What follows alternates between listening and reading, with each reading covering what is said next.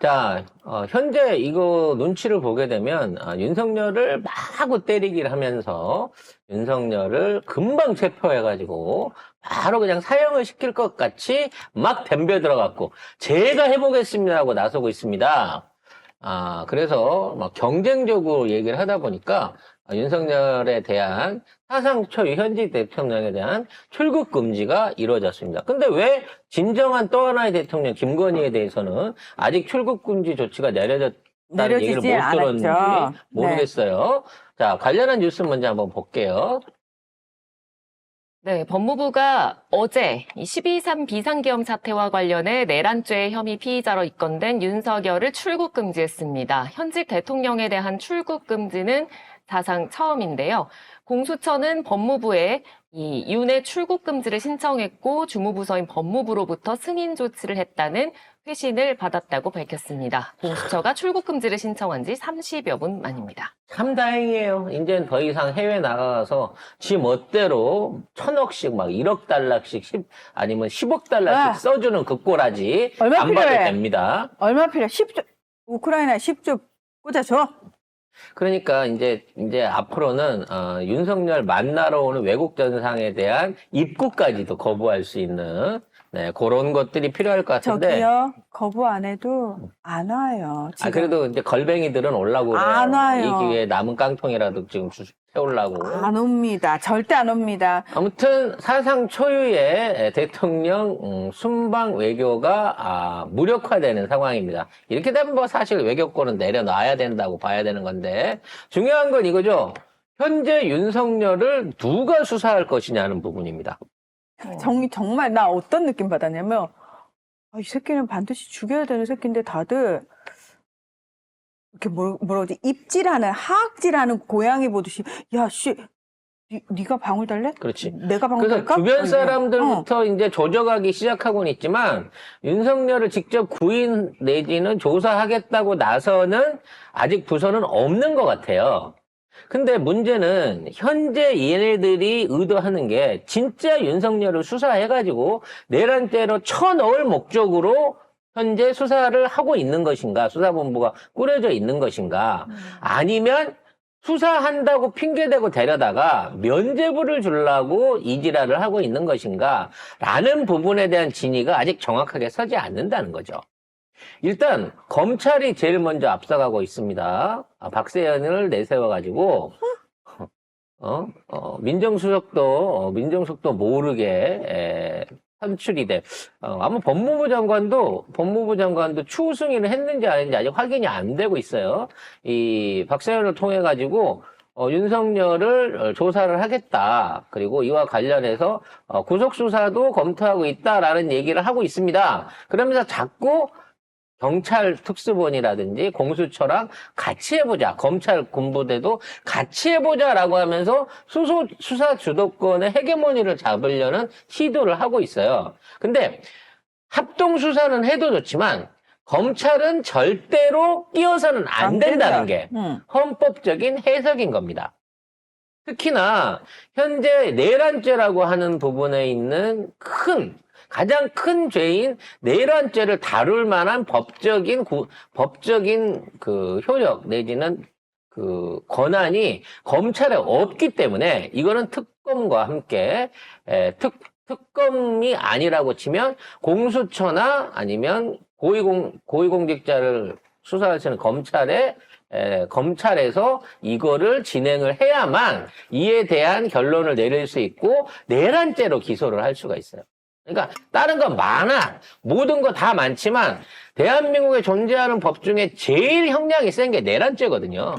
내란죄로 기소가 되게 되면 사실 나머지 부분에 대한 것들은 쉽게 말해서 조사받고 기소되긴 하겠지만 형량은 내란죄 사형으로밖에 나오는 게 다른 거 이상이 얹혀지질 않아요. 그러니까 기존에 있는 국정농단이라든지 뭐 선거 개입이라든지 뭐 이런 것들 시시콜콜한 것들 다 나중에 기소돼갖고 조사받아야 되는 건 맞습니다만 내란죄가 제일 형량이 크기 때문에 내란죄에 의해서 사형을 받는 게 윤석열이 지금 앞으로 받아야 될 책임져야 될 법적인 현재의 문제라는 거죠. 근데 이걸 빼주려고 하고 있는 거예요. 이거를 나중에라도 혹시라도 사면 대상으로 이걸 갖다가 활용하려고 할지 모릅니다. 물론 전례에 있어서 전두환 노태우도 내란죄로 해가지고 사형을 구형을 했습니다만 뭐 정치적인 차원에서 사면을 해준 예가 있습니다. 김대중 전 대통령 같은 경우에도 5.18 때는 내란죄로 기소해서 사형 선고를 받았었죠. 그렇기 때문에 그 단계까지는 가야 된다는 거예요. 그 당시에 검찰의 역할은 없었어요. 근데 이제 와갖고 검찰이 이걸 하겠다고 나서고 있는 게 매우 말이 안 되는 거라는 겁니다. 그래서 아마도 윤석열이 이 검찰에 끌려가서 어떤 형태로든지 기소가 되는 상황이 발생한다고 치면 그거는 한 12일이나 13일 정도를 예상한다라고 검찰이 언론 플레이를 하고 있습니다. 왜냐면 그 날짜에 맞춰가지고 어떤 형태로든지 이거를 밀어붙여서 검찰이 보호하려고 하는 수작을 부리고 있는 것 같은데 그 이전에라도 공수처라든지 아니면 경찰 특수본이 먼저 사전에 이와 같은 기소라든지 구속을 시도를 하는 안 되더라도 시도를 하는 그 선제적인 모습이 중요할 것으로 보여집니다. 관련해서 민주당은 내란 특검법과 이거는 상설 특검입니다. 대통령의 거부권을 발휘할 수 없는 상설 특검의 내란 특검법과 그 다음에 김건희에 대한 네 번째 특검법을 발의를 했습니다. 이번 네 번째 특검법에는 15개 항에 대한 의혹들의 조사가 들어가게 되고 여당이나 대법원을 배제한 민주당과 교섭단체 그러니까 조국 혁신당이 검사를 추천하는 방향으로 이 지금 김건희 특검법에 대한 발의가 새롭게 법사위를 통과를 했습니다. 관련 뉴스 확인해 보겠습니다. 네, 더불어민주당이 어제 이 대통령 비상계엄 서포와 관련해 그 과정에서의 위법성을 조사하기 위한 특검법을 발의했습니다. 이 특검법은 특검이 이번 계엄 사태와 관련한 일체 의혹을 수사하도록 하는 내용을 담고 있는데요. 이 특검 추천에서 여야를 불문하고 국회가 아예 배제됐습니다. 대신 법원행정처장, 변협회장, 한국법학교수협회장이 각각 한 명씩 추천하고 대통령이 3명 중 1명을 임명하게 했습니다. 이건 김건희 특검이 아닙니다. 내란 관련된 특검입니다. 그렇기 때문에 더더욱 민주당도 국진당도 다 손을 안 대고 외부적인 인사를 통해 가지고 추천을 받으려고 하고 있다고 합니다. 많은 분들이 그러면 최강욱 전 의원이 특검 단장하면 어떻겠냐라는 얘기가 나오고 있습니다. 왜냐면 최강욱 의원 같은 경우에는 군 쪽에도 경험이 있으시고 하기 때문에 군 법무관 출신이잖아요. 훨씬 더 일을 잘 처리할 수 있을 것 같습니다만 과연 그 사법단체에서 최강욱이라고 하는 인물을 추천해 줄지는 모르겠습니다. 아무튼 근데 저는 사실 지금까지는 우리가 늘 이런 방식이에요. 지금 말씀하신 것처럼 기존에 이미 카르텔화되고 기득권들의 어떤 허락을 받아야지 그들이 용인한 인물들이 뭔가를 맡아야 된다고 우린 지금까지 늘 그렇게 생각했고 그런 삶을 살았잖아요. 그런데 저는 지난 지방 공천을 통해 지난 총선 우리가 공천을 통해 가지고 그거에 맞서 싸웠잖아요. 그거에 맞서 싸워서 당원과 지지자들이 원하는 사람들을 세웠잖아요. 그리고 그 세운 효용감을 지금 우리가 보고 있는 거잖아요. 그래서 저는 우리 이제 그딴 거 필요 없어. 니들이 기존에 어떤 문법으로 살아왔건 우리는 이제 그거 거부하겠다. 우리가 원하는 우리의 얘기에 귀 기울이면서 정말 국민의 눈높이 맞는 시민들의 시선으로 이 사안을 바라보고 이 사안을 시민들의 보편적인 가치관에 맞게 사고방식에 맞게 처리하는 사람을 원하는 거예요. 그들만의 이게 있잖아. 이게 니들 보기에 이거 할 수 있어도 그거 아니야. 이딴 얘기 필요 없다고요. 그래서 아무튼 이 상설 특검이 진행이 되게 되면 상설 특검 외에 상설은 2달밖에 못 하기 때문에 상설 특검 외에 정식 특검도 지금 민주당이 조만간 발의를 할 것으로 보입니다. 그러니까 상설 특검을 출범시켜 놓고 2달 안에 정식 특검도 추가로 출범하는 방안을 준비하고 있다고 하니까 민주당의 발빠른 행보가 필요할 것 같고요. 이 특검법에 대해서는 14일이죠. 목요일쯤에 국회에서 표결을 하고 또 하나 윤석열 탄핵안에 대한 거는 다시 이번 주 토요일이죠. 네, 표결을 할 것으로 그렇게 절차를 잡아서 이어가고 있다고 합니다. 자, 근데 오늘 이상한 속보를 하나 봤습니다. 방송 시작 전에. 저희 방송 시작 전에. 네. 10시에 갑자기. 대통령 1호기가 성남공항에서 이륙을 했다는 거예요. 근데 대통령은 안 탔대요. 아니, 누가 탔는지 알려줄 네. 수 없다고. 대통령 확실히 안 탔대. 근데 누가 탔는지는 알려줄 수가 없고, 심지어